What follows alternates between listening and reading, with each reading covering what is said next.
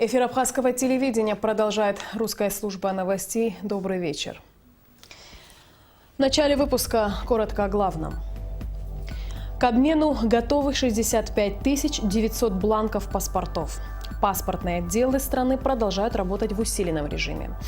История не прощает забвения. Круглый стол в АГУ к 40-летию письма 130. Носороги на абхазской сцене. Готовится премьера спектакля по одноименной пьесе Евжена Ионеску.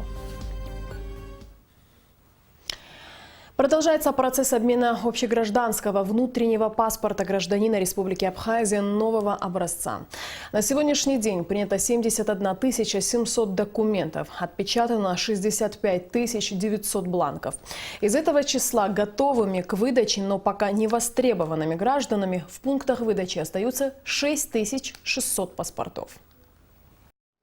Процесс обмена общегражданского паспорта нового образца на сегодняшний день проходит без каких-либо трудностей. Все подразделения паспортного управления работают в усиленном режиме. На сегодняшний день паспортным управлением Министерства внутренних дел принято на обмен абхазского внутреннего паспорта 71 700 человек. На сегодняшний день отпечатано паспортов 65 900 штук. Пользуясь случаем, хотел бы и попросить граждан, тех, которые пришли на обмен, чтобы свои паспорта забрали, потому что их уже в количестве 6600 штук находится в паспортных подразделениях. Инспекторы занимаются обработкой данных граждан в течение всего рабочего дня с 9 утра до 6 вечера. Также в связи с возросшим количеством обращений граждан и с целью бесперебойного приема, обработки и выдачи документов паспортные отделы республики работают и в субботу. Внутренним приказом министра внутренних дел рабочий день паспортного подразделения длится с 9 утра до 14:00 субботний день. Да, это очень имеет хороший эффект. Также проводится и прием, и выдача паспортов в субботние дни тоже. Также теперь появилась возможность любому гражданину, не выходя из дома, узнать, готов ли его паспорт. Информационный сервис был запущен неделю назад и размещен на официальном сайте МВД. При приеме пакета документов в обработку в каждом паспортном подразделении гражданину выдается уникальный 19-значный код, по которому он может проверить состояние готовности к выдаче своего документа. Данный сервис введен для удобства граждан, исключает периодические приезды людей в паспортные подразделения за информацией. Данный информационный сервис адаптирован под любые гаджеты. Есть соответствующее мобильное приложение. Поиск осуществляется в 3 шага. Человек открывает данное приложение, вбивает туда свой уникальный номер, который ему дают в паспортном отделе, нажимает на поиск, и он видит информацию о том, готов бланк паспорта или пока находится в процессе обработки. Если бланк паспорта готов, соответственно, ему предоставляется полная информация о том, где он его может получить, адрес этого паспортного отдела, контактный телефон и вся необходимая информация для получения готового бланка паспорта. Общегражданский внутренний паспорт гражданина Абхазии нового образца необходимо обменять в течение текущего года. Срок действия паспорта старого образца истекает 31 декабря. Сария Смырас, Тамур Гожба, Абхазское телевидение. На базе Гудаутского военного комиссариата Министерства обороны Абхазии проводит командно-штабные мобилизационные учения с 6-й стрелковой бригадой 2-го полка резерва и комплектующими военными комиссариатами. Руководит занятием заместитель министра обороны генерал-лейтенант Владимир Ануа. Учения проводятся с целью повышения уровня полевой выучки личного состава и подразделений резервных бригад, а также для отработки слаженности действий.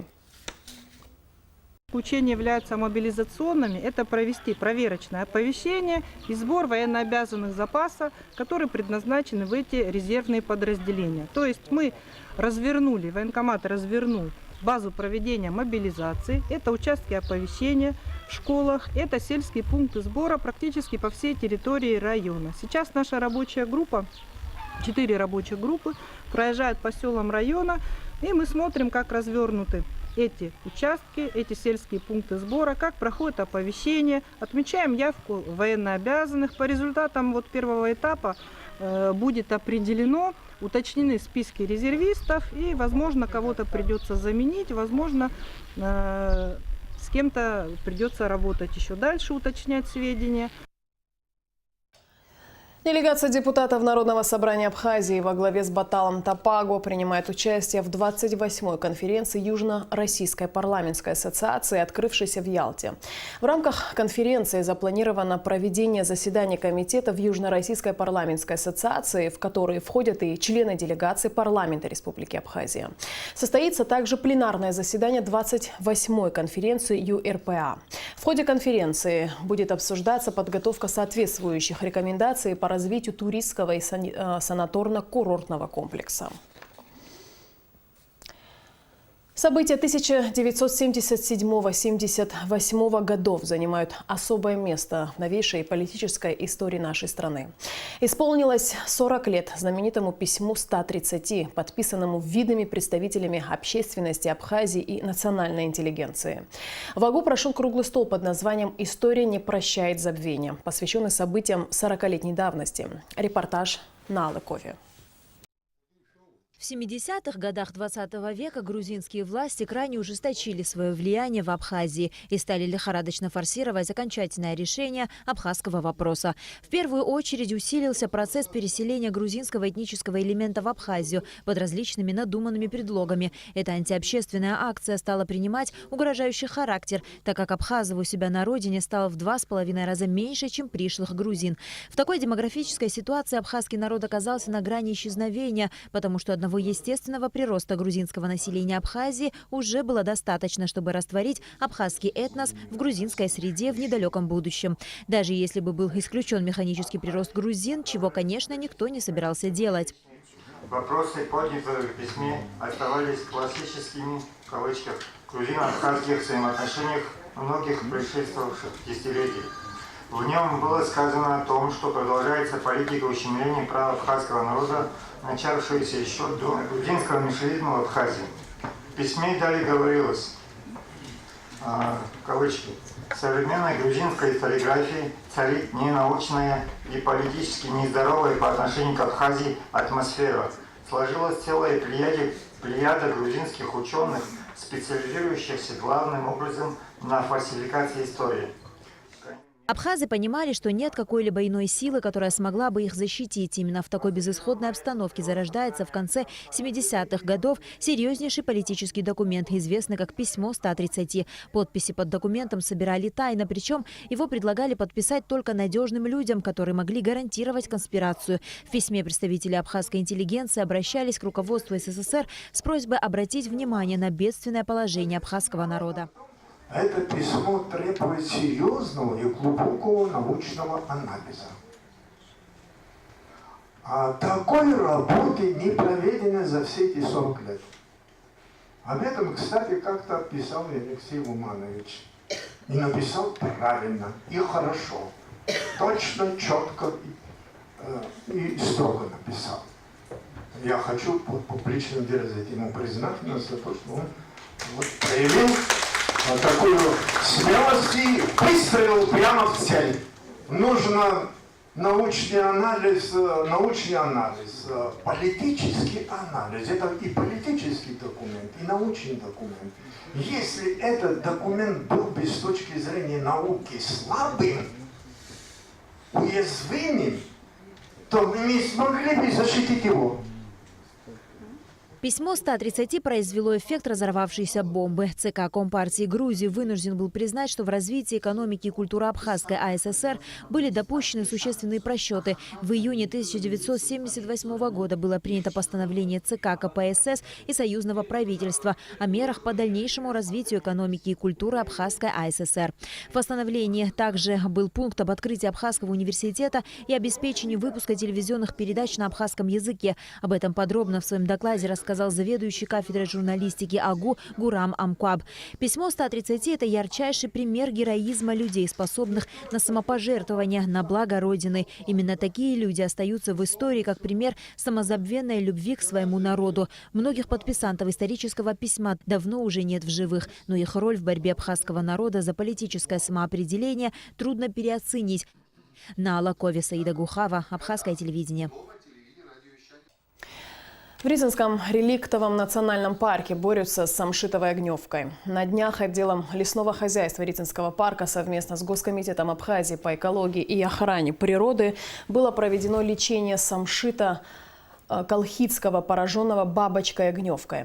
Лечение проводилось вдоль автодороги Бзыб-озеро Рица. Опрыскивание самшитовых насаждений химическими препаратами проходило с использованием спецтехники Рязанского парка.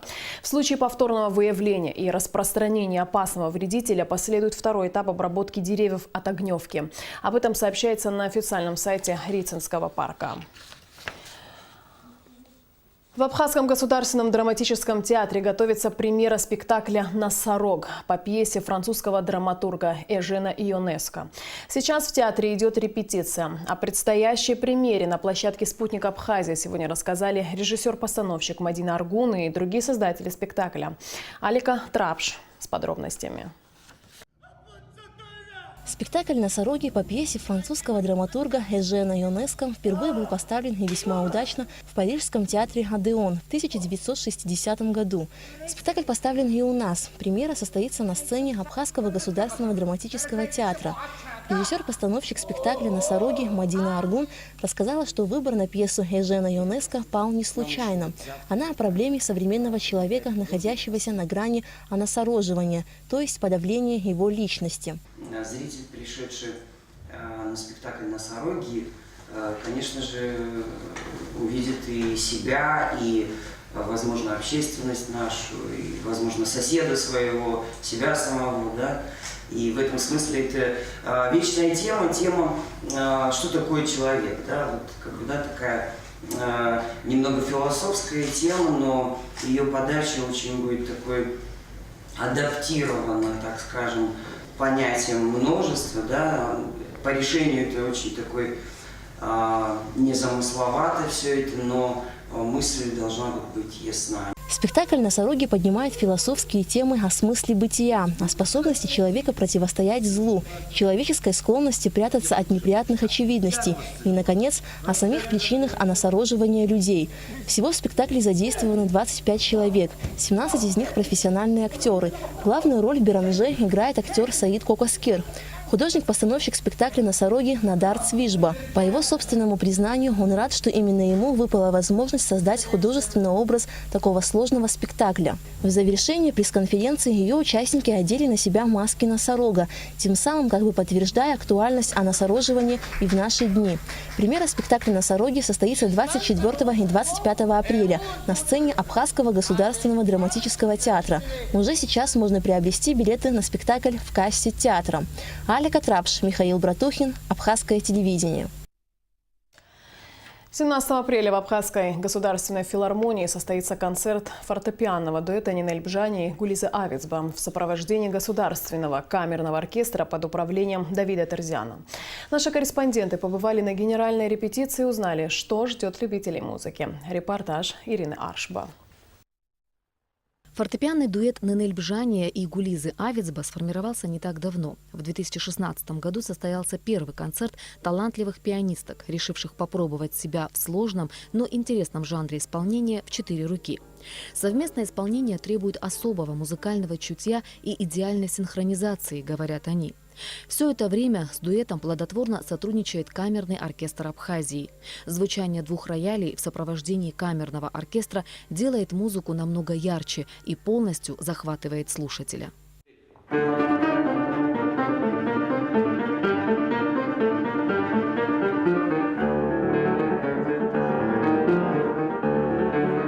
Мы как-то музицировали в рамках вот этого 4-ручного исполнения. Потом пришла идея, почему бы не сыграть фортепианные дуэты, написанные специально для 2 фортепиано. И вот с тех пор мы ищем произведения, их не так уж много. Кое-что мы аранжируем, кое-что нам присылают, кое-что мы вынуждены покупать из-за границы. В частности, вот есть такой знаменитый дуэт Андерсон и Рой. Они пишут очень интересные произведения на тему на классические темы. И вот мы у них покупаем кое-что. Это уже наш 3-й совместный концерт с камерным оркестром. Мы очень благодарны оркестру за то, что он поддерживает такую историю дуэтную. Знаменитые произведения великих классиков Моцарта, Вивальди, а также произведения в современной аранжировке, романтические мелодии из популярных кинофильмов. Зрителей ждет много разнообразной музыки на любой вкус. В этот раз мы программу подобрали не на определенного слушателя, да, а для абстрактного, где есть и классическая музыка, есть и популярная музыка, музыка кинофильмам. Жанр фортепианный дуэт интересен тем, что имеет большую роль в развитии нашего искусства, потому что это совершенно новые мелодические линии, это очень богатый регистр и диапазон, где можно услышать разную динамику. И, конечно, в сочетании с камерным оркестром это очень интересно. Концерт готовился еще к 8 марта, поэтому его тема романтическая. И во всех произведениях присутствует линия любви. А в завершении зрителей ждет сюрприз, который должен обязательно им понравиться. Всех любителей музыки, а также тех, кто хочет хорошо отдохнуть и окунуться в мир прекрасного, Нинель Бжания, Гулиза Авицба и камерный оркестр Абхазии ждет 17 апреля в 18 часов в Абхазской государственной филармонии. Вход свободный. Ирина Аршба, Леон Адлейба, Абхазское телевидение. И традиционно в конце выпуска прогноз погоды. По сообщению Гидрометцентра, завтра в Абхазии ожидается переменная облачность, преимущественно без осадков. Температура воздуха ночью плюс 7-12, днем 15-20 тепла. Температура морской воды плюс 12.